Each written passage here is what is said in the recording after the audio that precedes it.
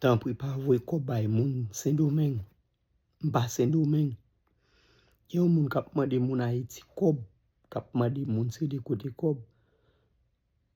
Pas connait si c'est quelques moun qu'on a moun qu'on a bay gérer c'est des bay dans compte Facebook moi.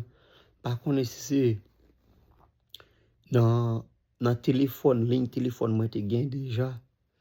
que compte Facebook là t'es sous li moun nan vinn gen accès avec m'pas connait. Et pas moi plusieurs pages sous lui c'est raison ça qui fait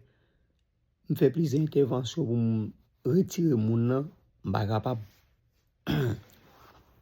moi malade mais États-Unis m'pas Saint-Domingue beaucoup gens me connaissent Saint-Domingue pas vrai kob bay moun compte Facebook qui gen ti machine jaune gen un moun qui gen accès avec c'est raison ça qui fait me créer un autre compte Facebook côté dans profil là m'gon maillot gris sous moi en l'air m'gon maillot noir pas vrai kob bay moun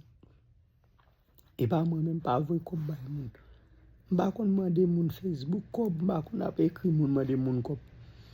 moun ap demander moun tout Haïti kob et pas moi même page moi m'gen Rigo m'gen Jameson m'gen Peter m'gen cousine moi qui sous page avec des vidéos moun ap mette mais c'est kon live sur page tout allez dire c'est au même tout pas vrai kob bay moun